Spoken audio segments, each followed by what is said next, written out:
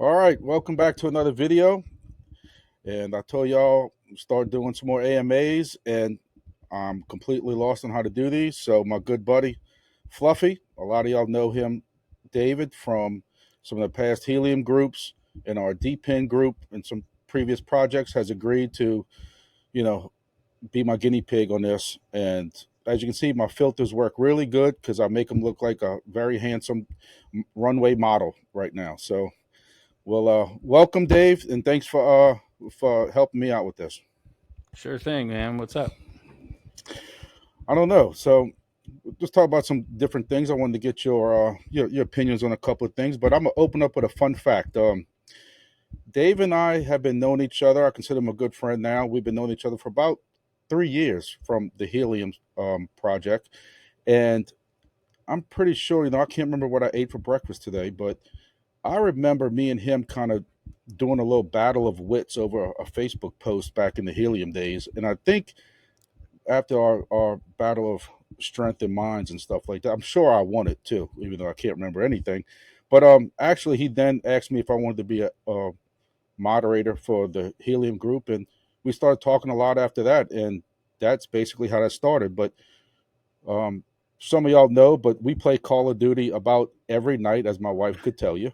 And I probably talk to him more than I talk to my wife at this point. But we've been knowing. I think Hurricane Ida. I was stuck in my office. That was August of 2021, and he checked on me as a friend would and asked how I was doing. And I said, I'm actually in my office. It's downtime. It was nighttime, so I was off and I was playing Call of Duty. And he said, "Man, I'll play Call of Duty with you. We play all the time." And the rest is history. And we've been playing Call of Duty over the past previous games. And but even though we have played Call of Duty, we have never personally met. And it seems when I go to Texas to go hunting, he's usually out of town. I know he visits family out of town, stuff like that. And it seems either I'm passing through at 6 in the morning, or he's out of town. And we have never. You pass through Louisiana, right? Don't you go to Alabama every now and then, Yeah, stuff like that? Yeah, yeah. but we've never personally met. So We're gonna make that that's happen, though. they're gonna make it happen. I was supposed to try to go to Houston this weekend to go to a ham fest that's in Houston, and I got some news at work with some kind of emergency stuff we're dealing with some equipment that's coming down off of a water tower, and we got no notice on it. So that's my weekend for now. And I know they got a big ham fest in Rain, Louisiana, which is probably 2 or 3 hours from Houston. I don't know if it's next weekend or the weekend after that. Maybe he can come down there and we can I'll take him out to eat for some real food, not no Texas food. So As you can tell, I don't turn down food. yeah, you see me also. I just go to the gym and spin my wheels, man. I go to my gym, the calorie deficit, and then my stomach just takes that as a challenge and puts more on than that. But so everybody knows from Helium, and so I know one time you had a lot of miners. You were really pushing the IoT side of this. So how involved are you still with Helium as of today? So basically, after they went to the decentralized model and became Nova Labs, when they migrated the console from Helium console over to Nova Labs, I was going to have to basically rebuild everything that I had done on the IoT side. So up until they did that, I was monitoring server closets, AC units, and all kinds of stuff in the office. I have door contact sensors at my house. Um, I had a door contact sensor outside that I had potted and put on my fence, um, which was great, but yeah, when they just kind of, oh, by the way, we move console and you're going to have to move everything. I didn't have time for that at that point. So, um, I would say I'm not actually running anything right now, which is a huge disappointment because um, using the Helium network was great because I had a way to remotely monitor. I guess I should explain in my work environment, it's a network security um, liability to have anything connected to the network that's not absolutely necessary due to who our client is. So we have very stringent network security rules. So I wanted a way to monitor environmentals without connecting to our network or having to get a separate internet connection for it. And so the Helium network actually worked very, very well for that. So now I'm back to basically being blind unless I'm there and can put hands on. Yeah, I remember, of course, I got into Helium. I tell everybody the same story. So those who have heard it before, bear with me. But I got in with two other friends because we wanted to get into Helium for the mining side, just the money making side of it. We paid $5,000 for our first used eBay miner on eBay. Once it was hooked up, we ROI'd that 5,000 in 17 days. Where we screwed up is we just bought 30 more miners at that point with the money we're making, and now we have nothing really to show for it other than some more mining. You know, but you also are the one that taught me and showed me the actual IoT side of Helium, and I was doing the same thing with my radio towers. We had some one time with getting some water in there. So I had, the water contact. I had the temperature contact. You showed me how to set those up on, was it data flow? What was it? Data Data cake? cake. Yeah. Yeah. And, and eventually those at some point just quit working. But are you involved in any of the mobile side, or have you looked into it at all? Heard any stories about it, or anything with the mobile side of the Helium side? I I really haven't gotten involved in the mobile side because I don't really, well, at least in my area, I don't see where there's even a need for it. There's so much 5G where I live. I'm in Houston, and there's not really many pockets that you could put something that would actually that I could foresee it providing better service than what the service providers are out here, unless you're with AT&T, of course, because they do core updates Yeah. that crash their system. But no, I was actually pretty disappointed when they started shifting the focus away from the IoT side and pushing mobile. And every there was a lot of people, it seemed, that wanted to get um I'm trying to remember who was that, Helium and mobile together. What was that one called? The miner that was for the mobile. Yeah, I know you're talking about, but and I Yeah, don't I think don't they I don't involved remember who it anymore. was. Yeah. Anyway, when they were pushing that, I was like, okay. Um, in some limited areas, I could see where maybe there might be a situation for that, but some of the questions that I saw people asking were just big red flags, like, "Hey, can I put this on a 4G connection and offer?" I mean, why would you connect something on 4G to offer mobile service? Um, it's it's one of those situations where if they're not going to be putting it on fiber, then it's probably not going to really have anything to offer. So just based on a lot of that, I saw a lot of the marketing is more buzzwords and BS than actual value. The Right. IoT side, there's a lot of value there.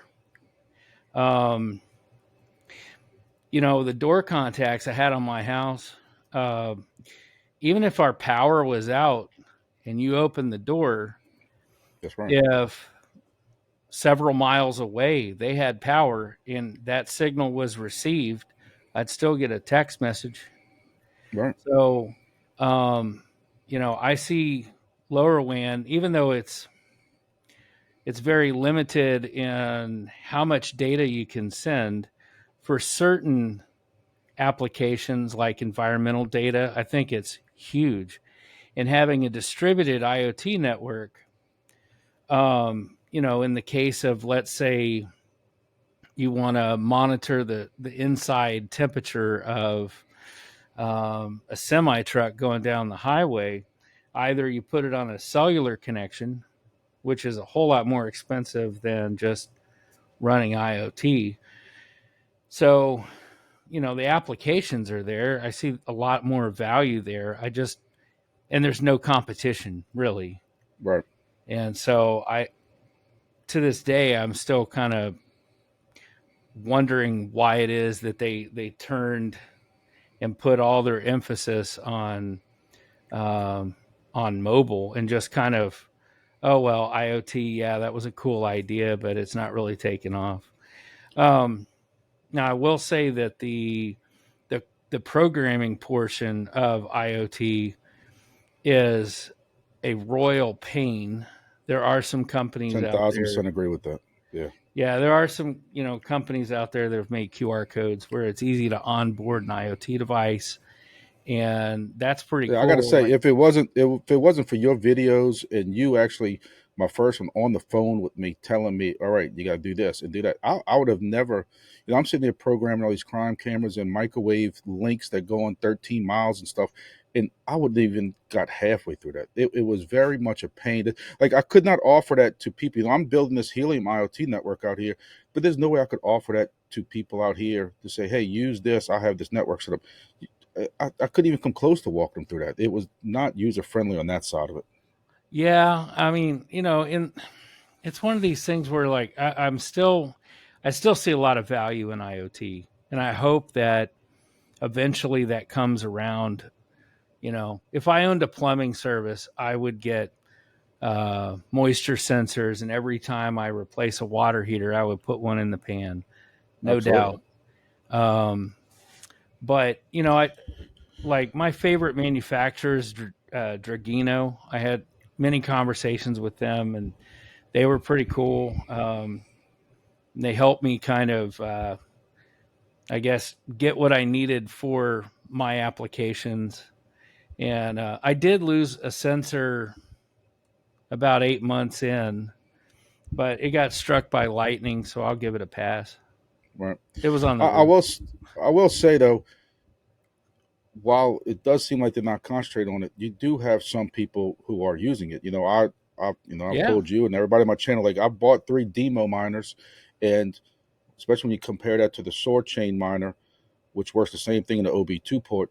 That demo, I can set that up in my family's vehicle. Don't have to worry about downloading. Don't have to worry about cellular collection. It works off the Helium miners that I've set up in my area, especially at my house, and everything offloads to that Helium.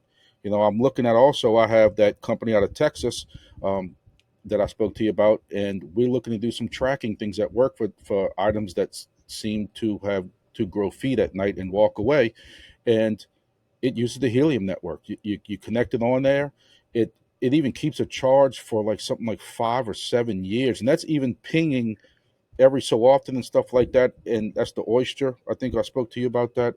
right. The And Yabby and and the yeah, Oyster. yeah, yeah. And I've used you know, both, and but it's it's somebody. the My point is that, but yeah. there is people using that IoT network to a point. Oh So yeah. it's yeah. I don't know. It I just, like I said, I think it was the migration away from Helium console to the Nova Labs console. It was like I didn't even get any kind of real warning. It was like, hey, next week we're going to be doing this, so we need you to take. Like, it would take me hours to do that, and I was like, I don't have time to do that. Right, And by the time I was going to be able to get around to it, I don't even know if the Helium console was going to be there for me to pull my information. right. So I just kind of walked away from it. Of course, there's other life things that kind of got in the way. So Yep. So, all right, we'll move on to something else. The overall crypto market. I've always known you to be more of I call it a light Bitcoin maxi. I know you like Bitcoin a good amount. You will mess with some altcoins, everything, but every time I've ever talked to you about it, you're DCA and Bitcoin first before anything else, and then you got the extra cheddar or anything like that. What are your feelings about about the crypto market? We saw that they actually had a pretty decent bump up in the last 2 or 3 days. yeah, What you feeling? What you feeling? Do you think we're in this? I've seen some YouTubers saying that bear market's over. We're in a full bull market, and we haven't even hit a halving yet. So what's your two, before we talk about any other coins, Bitcoin first? How's your feelings about Bitcoin, the crypto market in general? What do you think? Um, well, of course, we're 51 days out from the halving, but there's also this kind of other situation that's going on that has there's no precedent on it, and that is Bitcoin ETFs got approved. And so, some people are talking about, oh, this could be bad. Well, I don't see it as a bad thing. I don't either. Now there's a legal framework for institutional funds to come into Bitcoin. I don't see how that's ever a bad thing at all. The minute that you increase the demand and at the same time you're reducing the new supply into circulation, yeah, you're gonna see that squeeze go up. So it's kind of like there's two pressures now. Now there's a supply pressure. Now there's a demand pressure. So I think this year, could potentially be explosive Yeah. in a good I, way.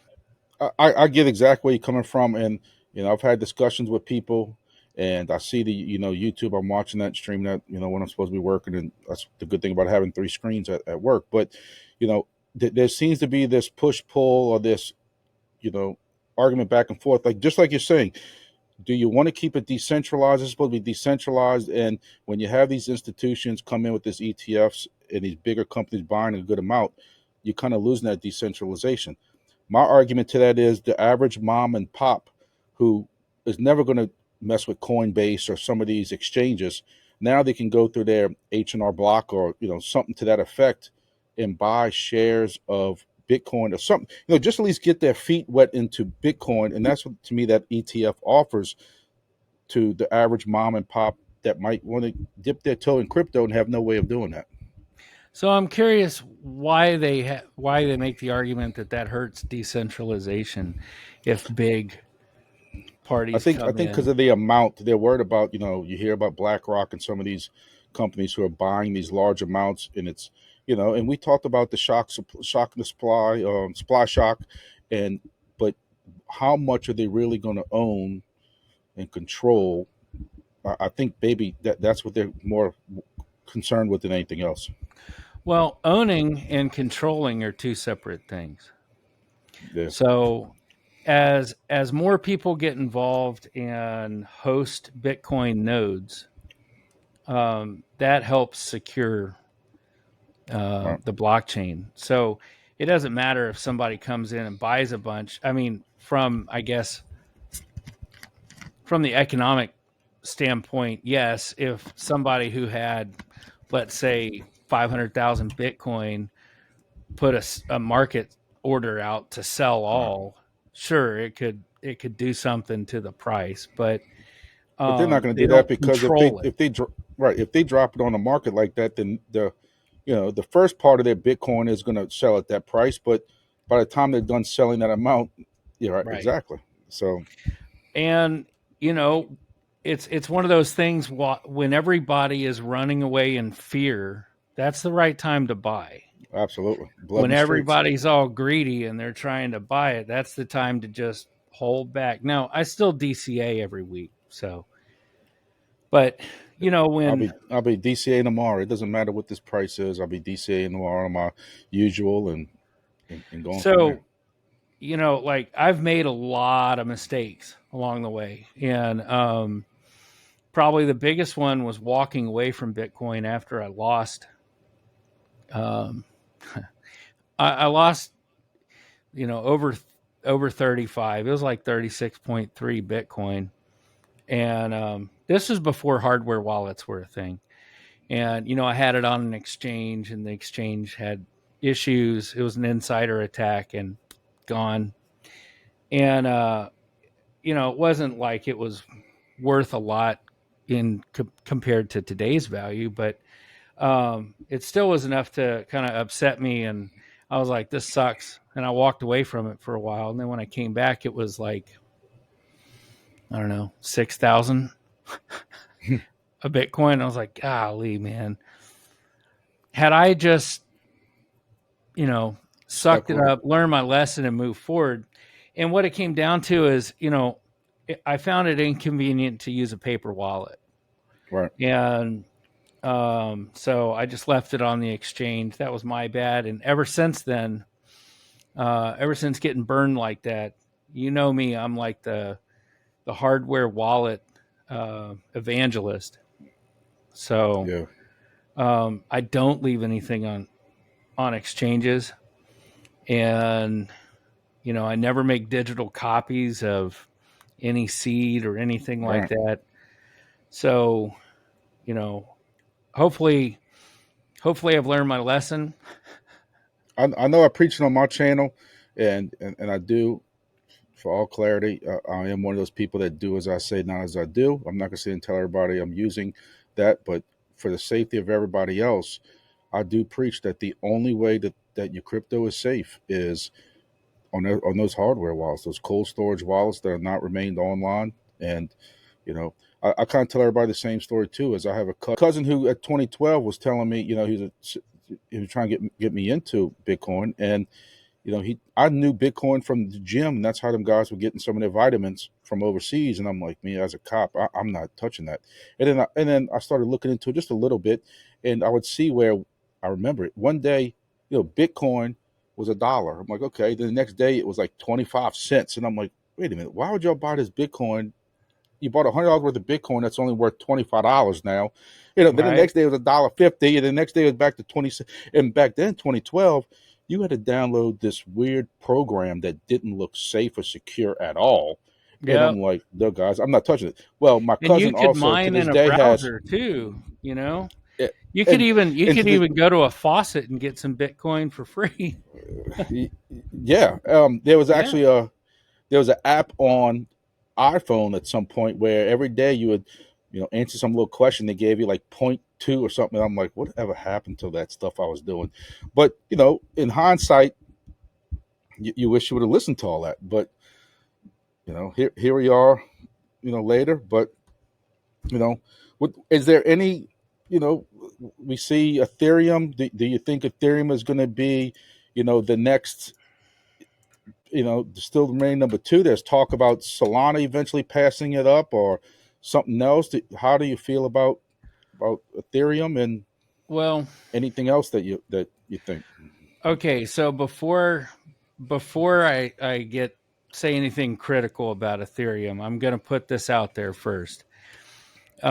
Ethereum tried a lot of things for the first time, and they were great ideas, but they're the rough draft, if that makes sense. So um, there's a lot of issues that I think hindsight they would not have done. Um, but I still don't quite understand um, the move away from proof of work. Trust me, You know, as a guy who had several GPU miners set up, I'm 1,000% agree with you on that one because yeah, I I was mean, doing very well with my GPU mining. just they I don't understand why they. I mean, I've heard the arguments and whatever, but there's some issues with like interoperability with projects built on Ethereum and some other projects like Polkadot. One of their main things is solving the interoperability issue by having a translation layer, and all of that's great, but they would not have really, I don't think they would have known these were issues without Ethereum kind of being out in the forefront and being the first one to learn these lessons the hard way. Um, so I don't know if Solana is going to pass Ethereum. I don't know if Polkadot is going to pass Ethereum. Who knows? But um, I I just think the gas fees. I'll be honest. the I don't gas fees own on a lot of Ethereum are Ethereum. stupid.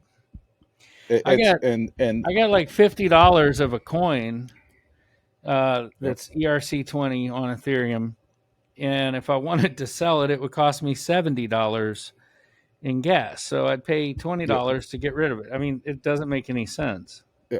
I can remember buying I can remember DCAing, trying to DCA into Gala and Sand. That was my two of my meta coins I liked back, at the end of the bull run last time.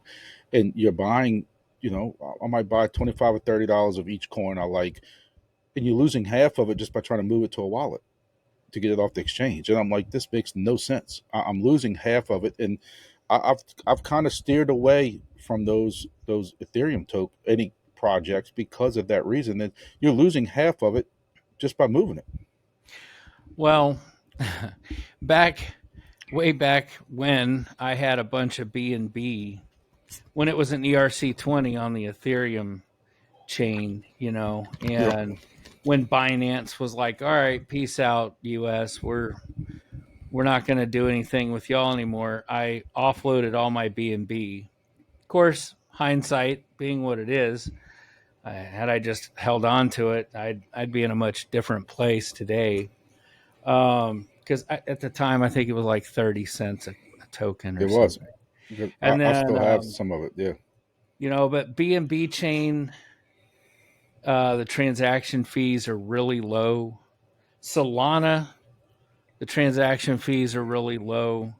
and faster, Oh faster yeah, than Ethereum and Bitcoin. It's yeah. So, um, I think it's going to be one of those things that it's whoever can win the race to have the right projects based on their coin.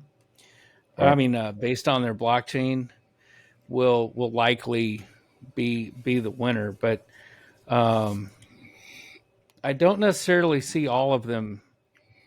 You know, like there's not just one that's going to be really awesome and the others fall. I think I don't know. Last I checked, there was 10,000 tokens out there or something stupid. There's a lot of garbage out there.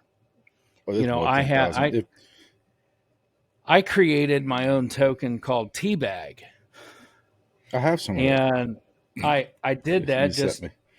at the time. Yeah, at the time it was cheap, Hmm. um, and anybody and everybody can make a token, and that doesn't give it any worth. There's no value to it at all, and I can show just you because how there's a fast. I can show you how much or how fast it is to make a token. This is strictly Solana, and when you go to Solana and put newly listed, and you look how long. I mean, look. I mean, it goes for rows and rows, and this is just the last 30 minutes of the amount of tokens. So that's trust me, it's right, way more than 10,000. Now, again, some of these won't last more than a couple hours of pump and dump, and it's over with. sure, But yeah, they got more tokens out there yeah. than what meets So the eye. so I think eventually where we're going is kind of like the .com bubble when it burst.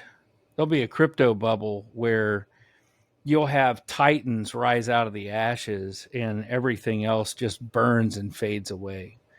Right. Um, and so, you know, Bitcoin to me is always king. It's the Um, gold. It's the gold. I mean, it is. yeah. And, this, this argument that Bitcoin Cash is the real Bitcoin. No, sorry. Absolutely no. Um, so, I would say Ethereum's probably always going to be The silver. around. Um, I mean, at one point I thought Litecoin might end up being the silver, and So I won't even mention that anymore, just because we all know what. And look, I still have a Litecoin ASIC miner that's in a friend's closet that gives me free power, and it makes me $5 every. One time it was like $20 a day, then it went to $20 every 2 3 days, and $5 every 2 or 3 days. Now it's like $5 every 2 weeks of a point one Litecoin every. And yeah, but all I do is as soon as I get about $40 or $50 of it, I just exchange that for whatever token I really like that I would normally DCA, and I'm not holding Litecoin. yeah. I mean, I don't know. There were some actions that were taken by the chief developer behind it Yep. that were misread by people, Hmm. and he basically gave away most Yep. of his holdings, and a lot of people took that as, oh, this is worthless, and it pretty much trashed the project. um, Come to find out, he went to work for Coinbase, and had to eliminate having a conflict of interest. It had nothing to do with the Right. value of the coin, but Yeah. you know, things happen. Right. Um, and it's really interesting to see how facts don't matter sometimes. Yeah, it's And just the and in that perception, opinion, it doesn't matter what the facts are. You don't get a chance to put the facts. right? And You know, it is what it is. um, unlike the stock market, cryptocurrency is a 24/7, 365, um, you know, market. So it doesn't shut down on Friday and open back up That's on right. Monday.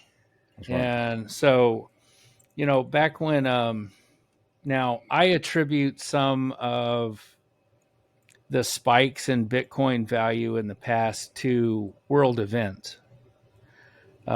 Like back when North Korea was launching a lot of missiles, every time they launch a missile, you'd see more people in Korea buy Bitcoin. And I saw that as, a hedge because let's say, for instance, today you're living in Korea and tomorrow a war breaks out and you end up a refugee on the, in California. Well, if you have Bitcoin, you can go to a Bitcoin ATM and now That's you right. got money. It's Right. very portable. Um, so the Korean exchanges were kind of driving a lot of that, and literally it came down to missile launch, bump in price, Right. missile launch, bump in price. So anytime there's kind of some chaos or unrest in the world, it seems that it's actually good for People make demand of money. Bitcoin. I mean, they talk about the Ukraine war and the Middle East war and all these other wars, and makes people money. And it's sad. It's a sad thing to have to put together like that, you know. But Yeah. people losing Now, their lives, and then but some people they worry about making the money, and that's a misaligned thought. I don't know. now the FTX exchange, they did a lot of damage to cryptocurrency, in my opinion. Absolutely. Um, but it's one of these things that I don't really see Bitcoin that much different than cash, because up until Bitcoin, cash was always king for black market deals. Um, you know, and for some reason, probably the Silk Road brought this about. Some people still associate the black market with Bitcoin because it's anonymous. Well, it's not Not anymore. completely anonymous, but um, you know, the stigma there, I think, is fading because, frankly, when you go down the street and there's a drug deal going on, they're not using Bitcoin; they're using U.S. dollars. That's right.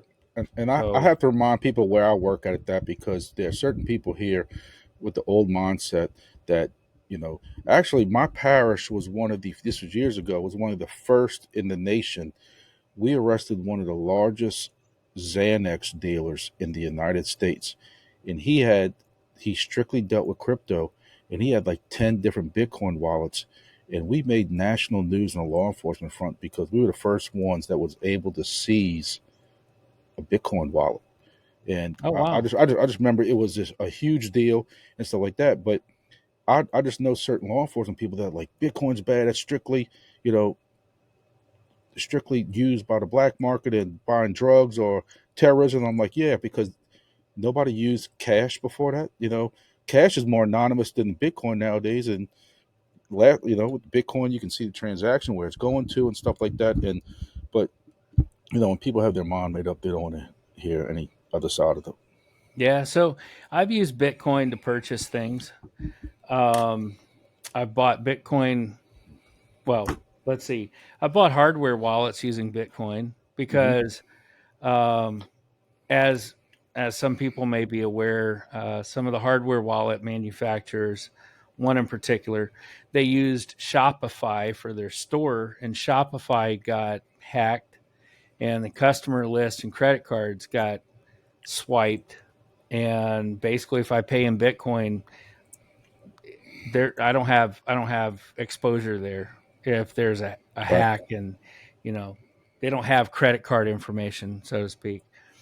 So but during COVID, I ordered some pharmaceuticals prescription. I had a prescription from my doctor, and it was a whole lot cheaper to get it from Europe. And if I were to send a wire, they were going to hold the funds for 10 to 14 days to clear Dang. before they would release the shipment. I paid in Bitcoin, and they released the shipment the following day. So, once they had 6 network confirmations, they were like, all Confirmations. right, Yep. it's going to the shipping department. And I actually, I think I actually received it before my funds would have cleared had I done the bank wire. So, it's all in how you look at it, but Right. I I think that there are certain politicians that they see it as a threat and they don't like it because they can't control it. Hmm. And I can see where there's some complexities where, let's say, if we have sanctions against a country, you know, Bitcoin doesn't care about what walls you try to construct because you can't really they don't have control over it, so it can go past that. And so I think that is a friction point Right. for for politicians, let's say. But um, frankly, I think a lot of wars are fought over money, and Yeah. so I don't really see it as a bad thing. Like, I know people that are from Venezuela, and their families are suffering. They have hyperinflation. They can't afford to eat, and that's how they're supporting their families back home. You know, Right. and right, wrong, indifferent. You got to feed your family. Like, Absolutely. I wouldn't let my family starve if I had a way Yeah. to help them out. And they can't go through a bank, or if they do, the fees are crazy. Um, I could see where cryptocurrency is going to eliminate Western Union and other, you know, payment remitters like that. It just doesn't make sense anymore. And then you have parts of the world where most of the population is unbanked. Right. And like, when I've gone to Kenya, they're using M-Pesa, which is a SMS based kind of electronic currency that is redeemable for cash at a retailer. Um, and you can pay cash, and they charge up your M-Pesa account. And when I go over there, like, I'll pay stuff with M-Pesa on my phone, but SMS is absolutely not secure, Yeah. and you get SIM swapped, and you're hosed. Right. So I would not be shocked if in 15, 20 years we have hardware wallets built into our mobile devices that allow us to use cryptocurrencies at the gas pump. I would love to use crypto at the gas pump, because my card has been skimmed more than a couple of times. That's why I And refuse to use a debit card at a gas. That's the only reason why I got gas cards was strictly so I don't have to use a debit card because I've been skimmed yeah, more than once. Yep. I don't use my debit card hardly anymore, Right. because even in the store, some of those skimmers are extremely hard to Right. see.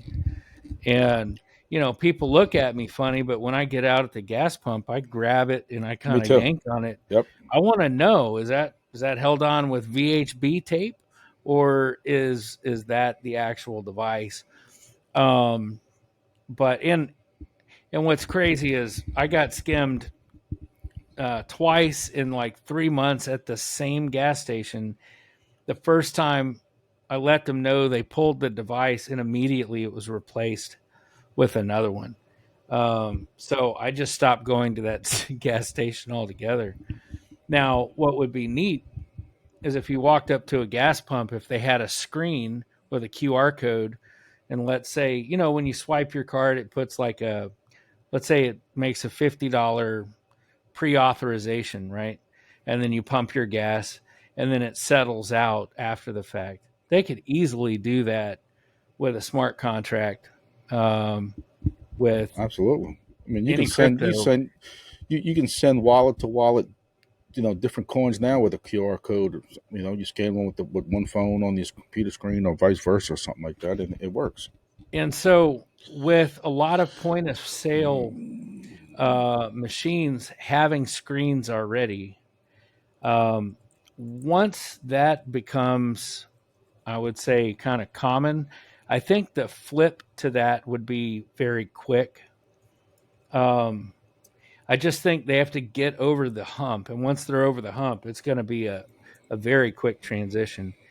If, let's say, for instance, um, I pay with my credit card at Home Depot, um, they're paying maybe 1.5%. I don't know what, they probably get better than that, but they're paying a credit card processing fee.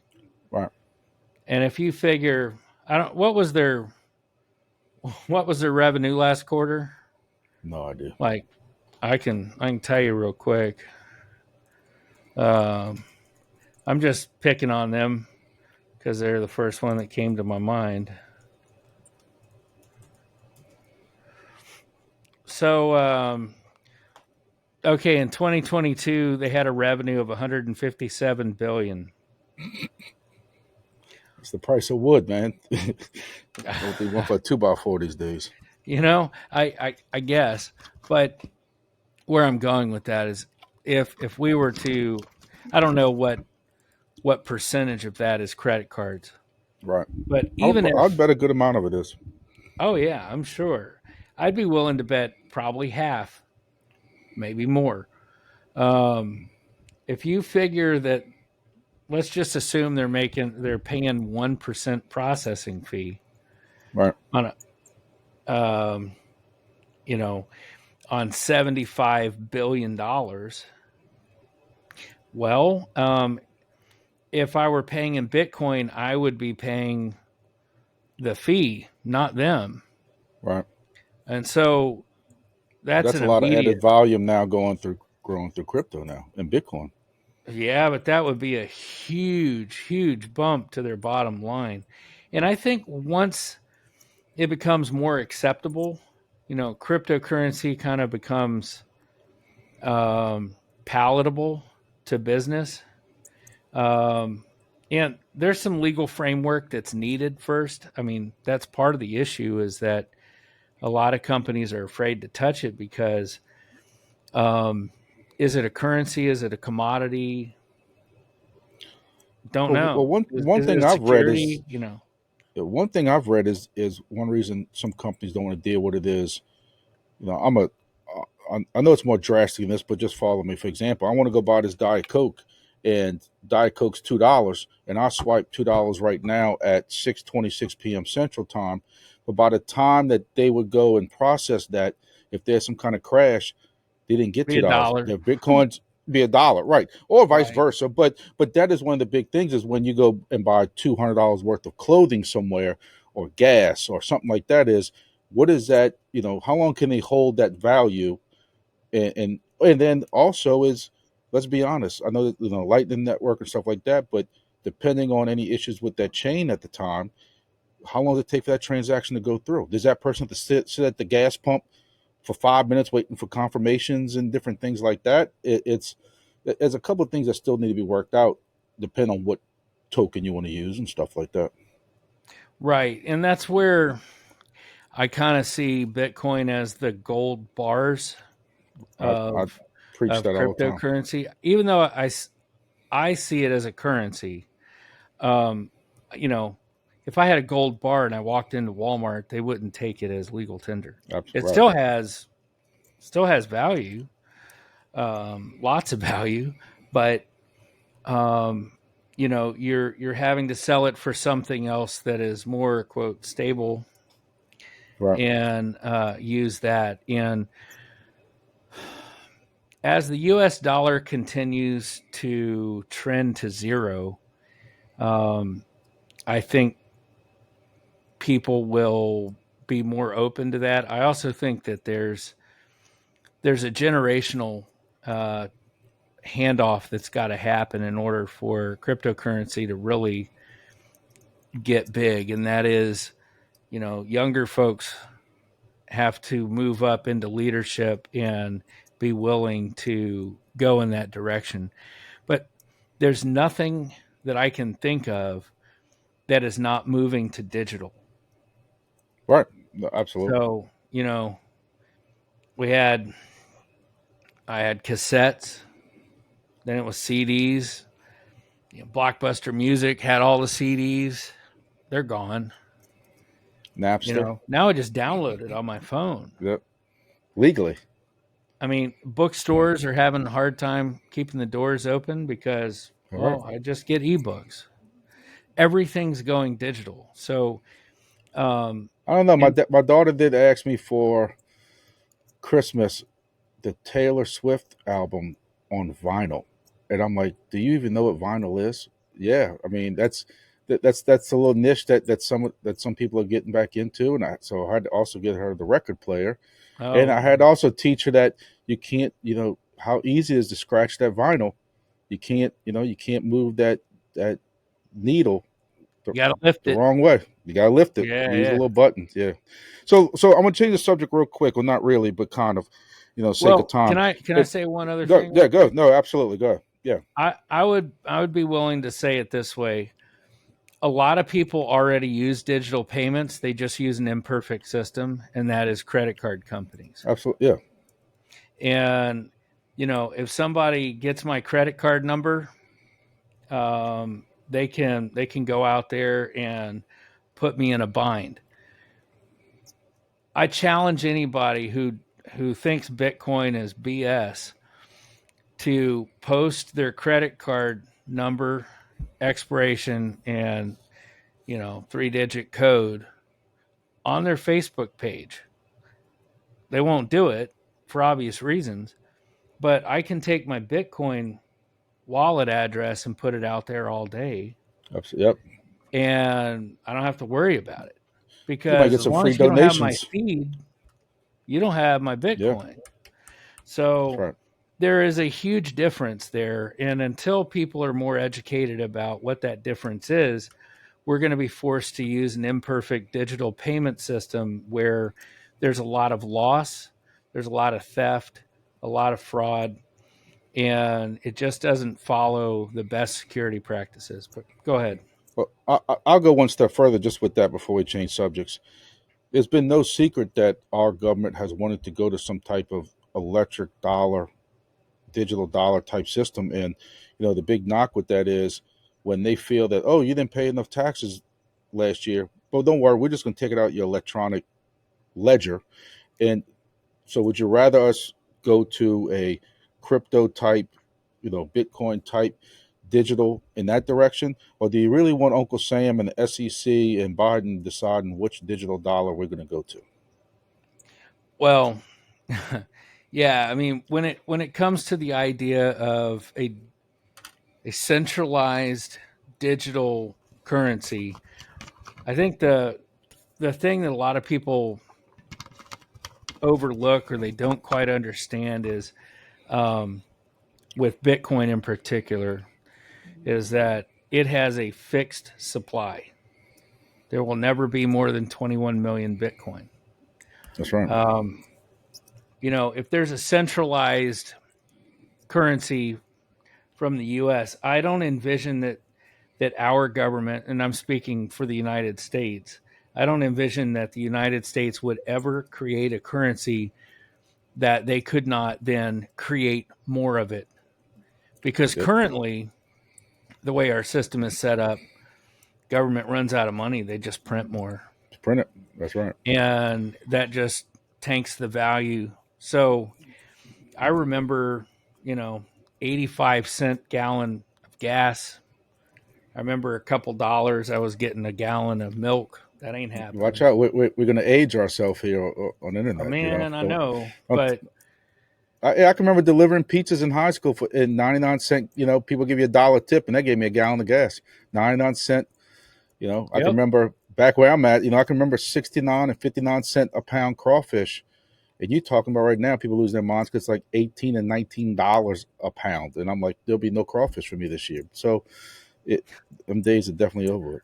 so when we talk about the value of Bitcoin, I think a lot of people don't understand that the U.S. dollar is not a flat value. The U.S. dollar is a diminishing value. Bitcoin over its trend as it appreciates over time, Right. um, and so they just see it as well compared to the dollar. Well, what if the dollar sinks and Bitcoin doesn't do anything? Well, if Bitcoin keeps its value and the dollar sinks per dollar, the dollar value goes up, but the All actual right. value of Bitcoin is actually kind of more stable. Um, so I think it's just hard for people to wrestle with multiple variables and understand that one of them's trending this way and one of them's going that way. And which one do you want to be on? Yep. So, was trying to keep this under an hour, so we're gonna change these to some speed questions. So maybe we can spend 5 minutes, 10 minutes on each one, and that's it. Okay. One of the and I didn't discuss this topic with you beforehand, so this one's going to be definitely a lightning round pop quiz for you. But this is something that I've been hearing a lot in the last 24 to 48 hours, but I'm seeing a number of people talk about it. I've had people who commented on my video yesterday about this. There are Mm. people who feel that this bull run, again, don't. This is not me. I'm just telling you what people are bringing up on Twitter, Sure. Discord, and everything else. But because there's so much now industry or whatever getting into Bitcoin, there will not be an alt market this bull run because everybody is FOMOing, and all you keep hearing is there's going to be a supply shock, like we talked about at the beginning of this video. And there's people now telling people, don't worry about altcoins, don't buy altcoins, put everything in the Bitcoin, get your Bitcoin while you can. And you'll see altcoins won't even hit their all-time highs this bull market. Have you heard anything about that? Do you think it's nonsense, or do you think there is some sense to that? So I see a lot of altcoins as a vehicle for people to get your Bitcoin. So Really? basically, what I mean by that is they create projects just to get the true value, which is Bitcoin. But short term, there's a lot of situations where altcoins can make people money, but um, I would say the majority of the altcoins are garbage. And when I say the majority, I'm talking about out of all of them that are out there. There's stuff that doesn't even make any sense, like dog with hat. What is that? Man, don't talk about my coin like that. Well, I know, but had you bought it 2 months ago and held it till now, you'd make a whole lot more money that way than riding the Actually, that Bitcoin was gonna be wave, my right? last. Since you went and took my thunder from me, that was actually going to be my last pop up question. Is what's your favorite? What's your favorite meat? Like, I already got it pulled up for you because you and me talked about it, and I made no secret on my channel that my first DJ in the trade video back in Christmas was dog with hat, and I even had you buy some, and I've admitted that at 42 cents I sold it. I bought some yesterday at 75 cents. I'm up a little bit, but I've actually said in my video yesterday, the day before that, is in my daily rant that I have on my videos is what the hell is a meme coin? Is that helping? Yes, it's bringing some volume into the crypto market, but does as we try to get people like we've talked about in this video, we're trying to get the common folk who don't understand crypto. We're trying to get them serious about crypto. And every time we have another Pepe or a honk or a bonk or a whiff that does this kind of action and gets the news, does it make crypto people look like clowns more than help help the crypto industry? I think so.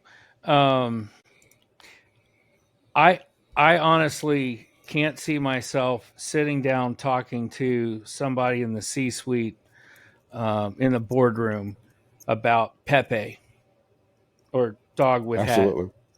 Okay. Um, Now, I can make an argument why you want to put Bitcoin on the balance sheet and hold it as an asset. Right. Of course, if you were to pull my record, you'd see I failed accounting. So maybe I'm not the best person for accounting advice. Yep. But Me too.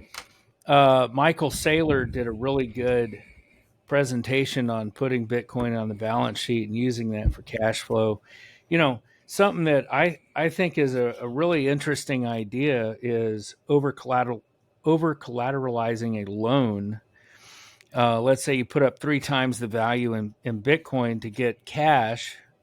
You lock that in a trust with the lender, and you use that cash to start a business, and then you pay off the loan, you get your Bitcoin back. You never sold that Bitcoin, you never had to pay capital gains. It's a cool idea. Yeah. Could Sounds like you? you need to start the bank of Fluffy. Yeah, probably not. But in order to have lenders that, let's say, I would want to get, if I was going to put Bitcoin in a trust with someone, I would want them to be well established and have the ability to back that up. In order for large players to get in and take Bitcoin as collateral in a trust like that, there has to be some more legislation to kind of um, lay out a framework of how that's going to work. Right now, we have government agencies that can't even all agree on how to classify even Bitcoin. One might say Right. it's a currency, one says it's a commodity, another says it's a security. I don't think it meets the definition for a security. But until there's some definitions laid out and kind of some guidance on how to proceed, these large entities are really not going to get involved. And that's, again, where I see the ETFs are kind of a first step towards A bridge making to it that. acceptable, if that makes Right. sense. Yep. But we've also learned in this, you know, over this last year with these rates going up that banks can't even back the loans they're giving out now.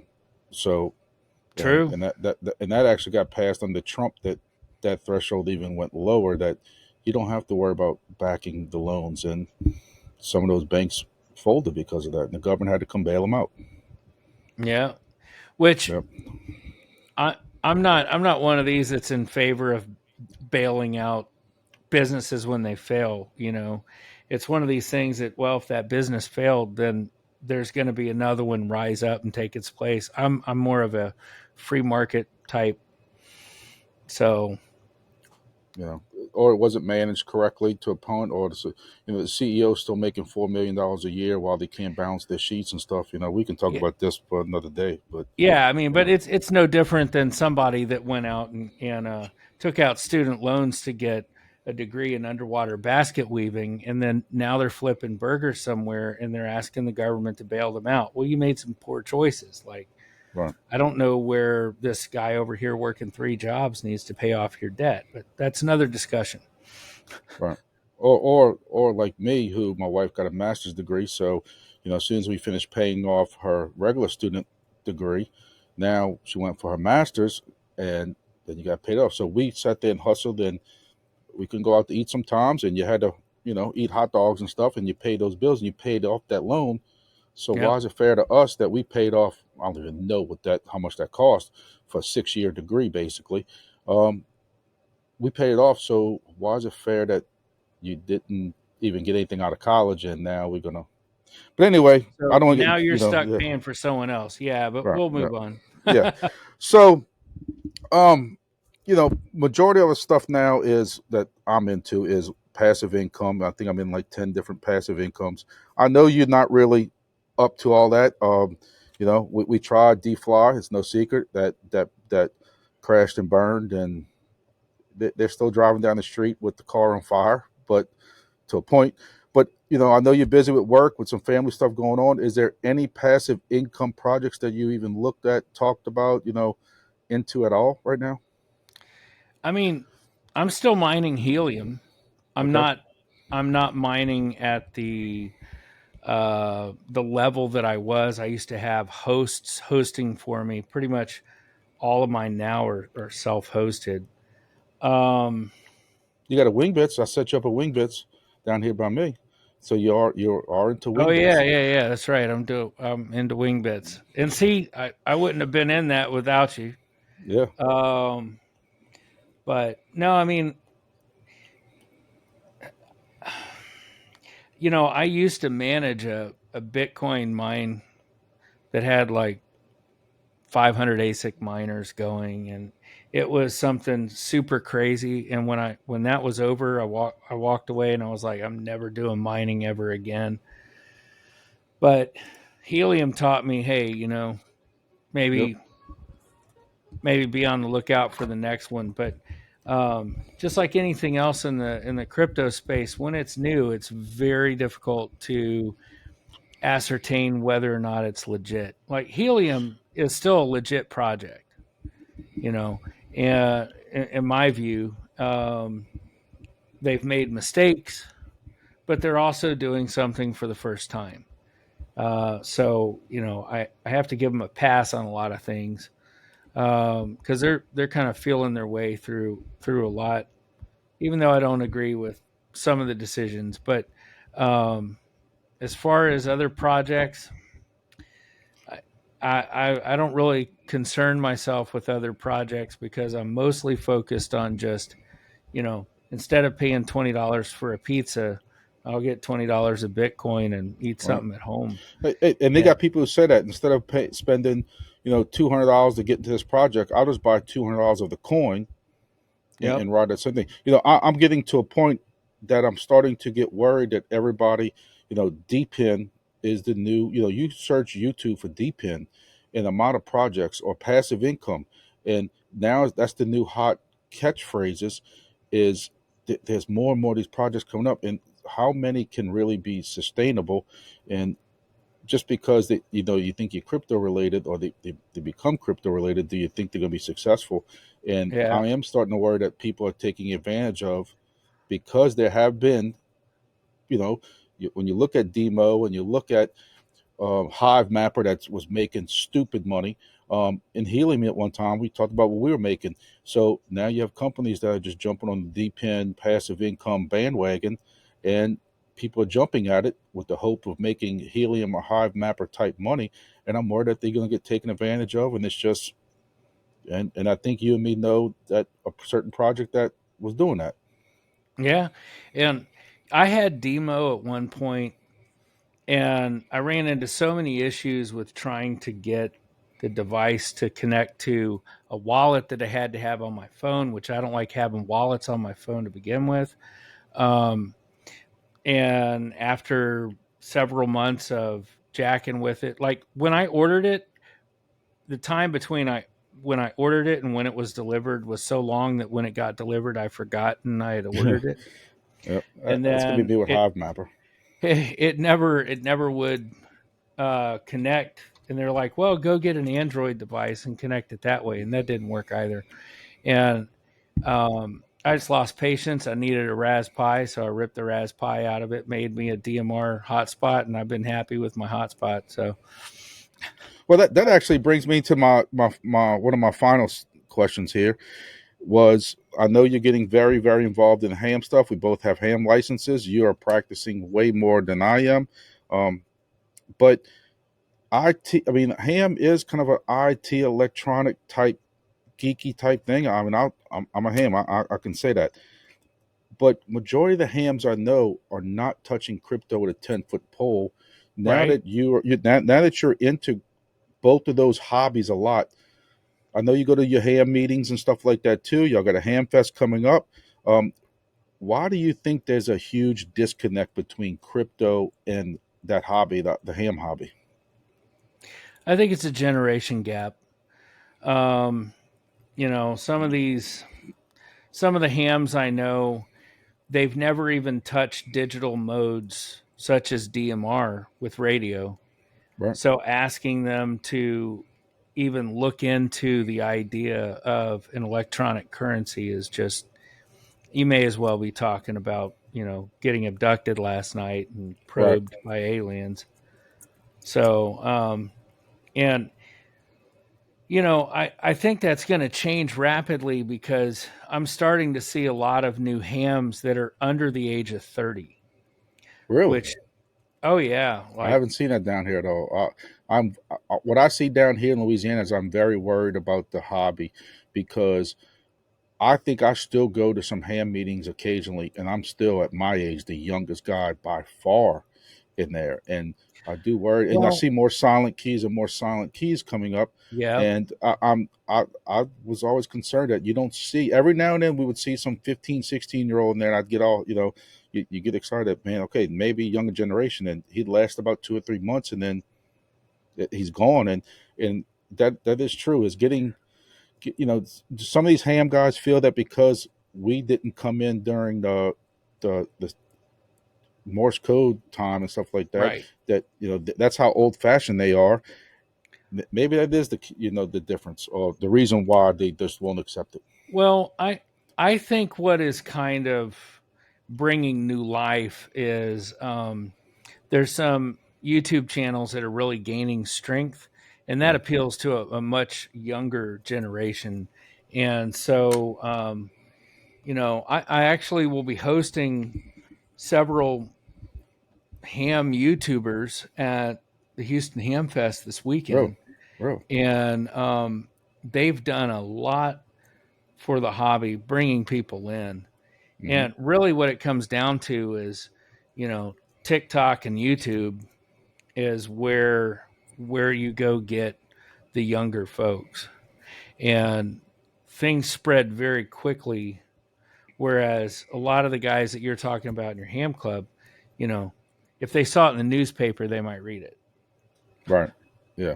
And I'm gonna You tell know, you, and look, and on the HF mode, which is the low frequencies for those who are not hams, those guys will work a field day, and they can pull. You think they're older than what they're hearing, but they can pull voices and sounds out of that static, and that I would never be able to do. So they are good at that mode, but they're definitely not into these newer modes. Like some of them don't believe, that a link system is true ham because you're not actually talking radio to radio. You're going through some type of electronic means, and some of them are right? very old fashioned in their, in their ways.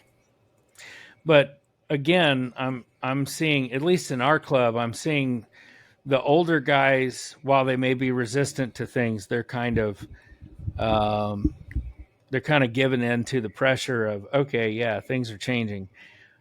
You're always going to run into the code hams who are like, oh, you're not a real ham if you don't know Morse code. But then I can ask them any questions about digital modes, and they have no idea. Right. So Yeah. just like with anything else, things change, and the younger generation will bring change. So I think it's a matter of time. But back to passive income, something that I think is really crazy that's come up recently is there's people making passive income by taking pictures of their feet and putting them online. And when that's the case, I can't even process that. So I just like, hey, good That's for because you're you, I old, guess. man. See, just like we were just talking about. It's Exactly. Like, um, but but you hear the stories of what some of these young ladies, and I'm sure some of them might say they're young, but if you can tell by the pictures of their feet. But when you're hearing that they're charging $15 and $20 a month, and then they got 20 and 30,000 subscribers, and they're making yep, 50, $60,000 a month, yep. it makes me want to go But polish my feet up. one of the things that I kind of see with this is like OnlyFans and things like that is, you know young women that get into that. I mean, they're like, I see it as pretty much they're online sex workers at that point. Like, I don't. What's your plan when you hit 40? What's your I plan when say you that hit same thing. 50? Is You where do you think you're going to work out after that? After you have expose yourself online to that. You're not going to work for majority of these companies out there because they know that they're not going to put you on the board of their company when you got them kind of pictures out there. And I But know it's a newer generation, but there's other concerns that I see stir up, stalkers and security issues, and um, I mean, I think a lot of it's going to implode eventually, and when it does, there's going to be some people that have never worked a day in their life and they don't know what to do. absolutely. So, Yeah, meanwhile, we have AI taking jobs away from people. And so, it's kind of like somebody's looking into career fields. You better pick something that AI cannot replace you. Like I, I got a friend. I always question like my judgment when I think about this, but I have a friend I went to high school with that I think we were juniors and he started working as a plumber. And, he kind of moved up or whatever, and he didn't go to college. Um, he got his journeyman or whatever license, and then at a certain point, he learned HVAC, and then he moved and he went to work for this family-owned company. And when the man that owned that company was ready to retire, he sold it to him, and now he's got a business with like 13 trucks. Never had a student loan in his life, and he's doing great. I went to college. I had student loans. Like, who was the smart one in that equation? right. So there was like this expectation. Oh, you need to go to college. You need to go to college. But now, I mean, I don't know. I don't necessarily know that that's the case. I think skilled trades are going to be the ones that um, are going to be sheltered from the AI boom. I think AI brings a lot of security challenges that eventually are going to come back and bite a lot of companies as well. So Right. um, I just Hey, think the pendulum is swinging in this direction. I don't know how far it's going to go before it comes back. Um, but hey, I tell my son that same thing. A lot of people around where in South Louisiana, their fathers and that and my grandfather, a bunch of my uncles worked at these petroleum plants, and look, they made great money. Great, we're talking about today is the amount of money that they're making in these turnarounds. And I have a neighbor mm-hmm. that paid $90,000 cash for his pool and backyard kitchen just from his turnaround money. They make great money. But despite how much we all want to make fun of it, we know where our government's pushing the petroleum industry. And I tell him, I try to tell my son, you need to concentrate more on the IT side because they're always going to need the IT, even the AI. Somewhere there's going to need servers hooked up, Cat 6 ran to it, or whatever they're using by that time, Cat 7, 8, 9, 10. But somebody's going to have to program that kind of stuff.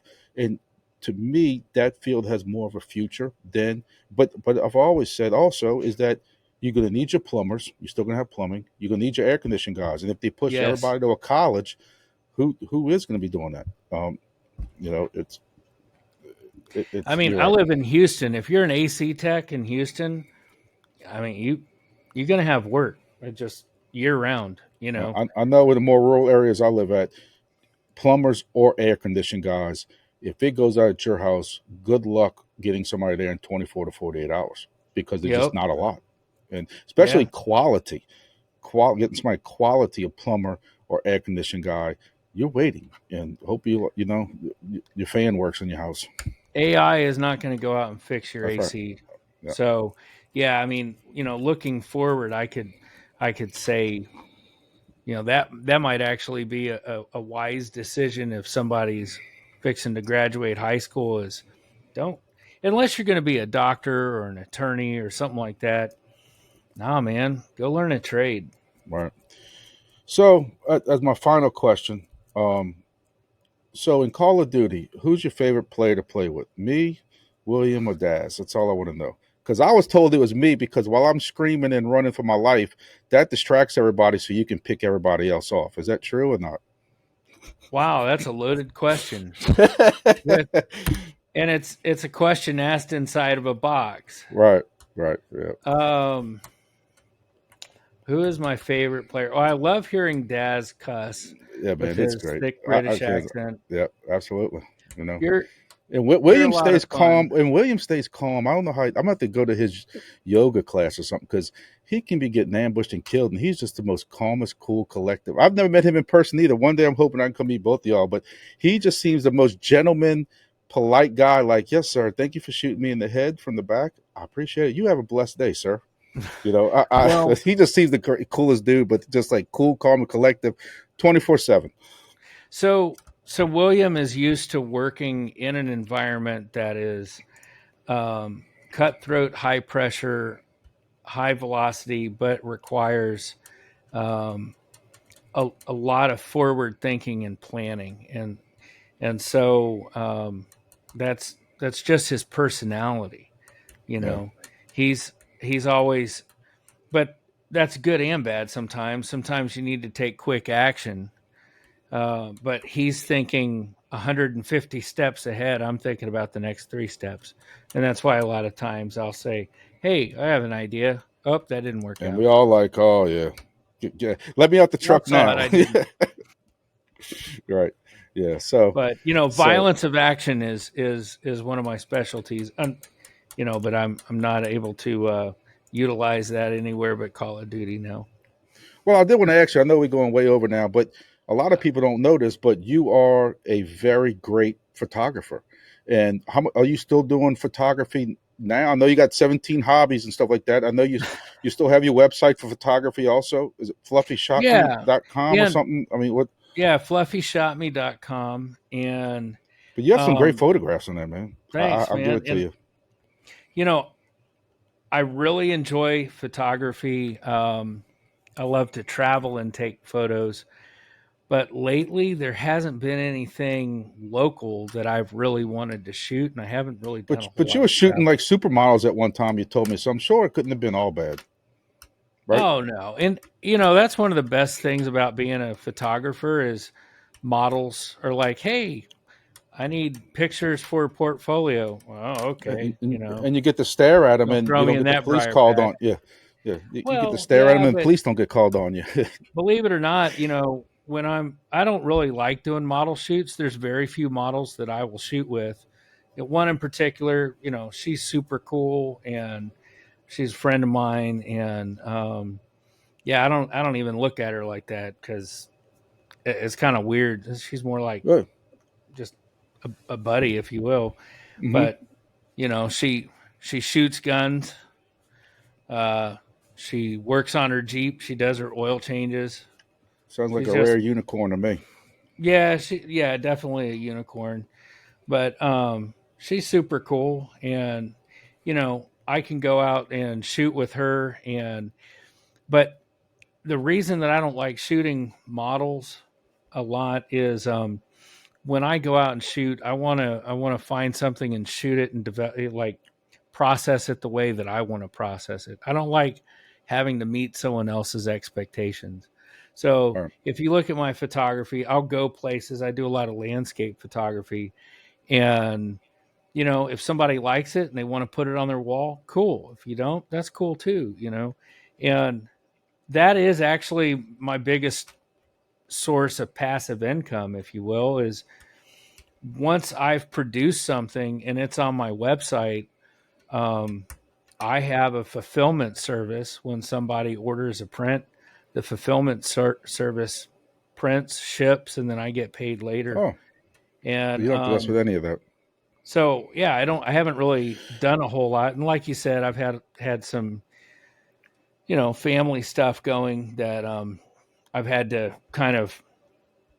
I Divert your haven't attention traveled to. for a lot of reasons, but that's one of them. Is Hmm. there's been things here that I've needed to stay close to home, and it's financially it's been somewhat of a crunch, so can't really afford to go anywhere crazy at the moment. But of course, the last time I traveled internationally, I got arrested, or at Oh, least detained and strip searched and all that, and sounds maybe I like a have some fun time. PTSD from that. I bet. Yeah, I bet. Well. One more thing is that a lot of people don't know about you is you're into guns. I know you and William, we all go shoot sometimes on the weekends. William just got an awesome rifle that's absolutely gorgeous. I'd marry it if I could. But like you're into guns. What's your favorite thing to shoot right now? Paper. Well,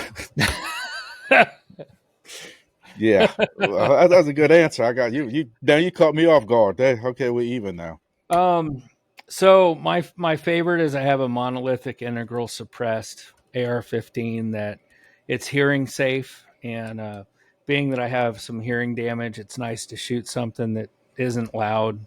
It's not Hmm. scary. Yeah, yeah, But I also have the Hello Kitty 9mm that I made that yep. I enjoy, pulling that out and getting a lot of attention with it because nobody else has a pink and black Hello Kitty 9mm pistol. It's too small for my hands, so I can't really handle it very well. But But you got a 3D printer. I mean, just make one bigger to a point. yeah, I mean, you got to put the slide on it still, but yeah. Well, I mean, I've printed a 17 with a 19 length grip, which is kind of I carried a 19 for over 20 years, and then uh, I had a 17 at one point that I chopped to a 19, mostly because I had a bunch of Glock 19 mags laying around, and I didn't want to have to buy a bunch of new magazines. And I found that I really like that profile. So recently, I guess 3 or 4 years ago, I went to RDS because my eyes aren't what they used to be. And so mhm, now that I still have my training wheels on with the RDS because it's such a hard transition to go from iron sights to a red dot, right. and not focus on the front sight but look at threat focus. But I'm getting there slowly. But I used to shoot competition, and I've through one of my pistols I know I have over 130,000 rounds through it, and most Whew. most people in their lifetime don't shoot that unless Yeah, they're a competition shooter. yeah. I thought I had a lot with my Glock 40 that I've had since I think 1994 or five. I bought one, and I've had thousands and thousands and thousands of rounds through it. It's been through the very few times it snowed, and it's been in.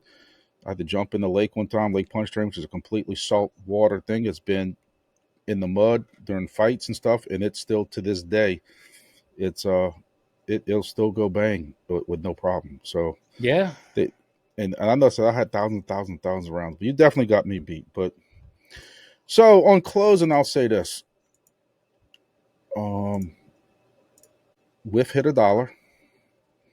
No way.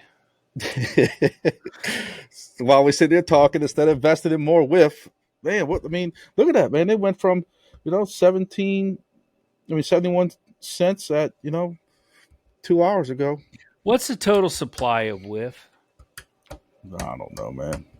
It's I, I'm curious. I don't know. that's something I might have to, you know, it's some them Solana meme coins, man. It's just unbelievable that I think what caught me and you off guard one day was the amount of volume it was doing. It was just crazy. So what's that? 998 million.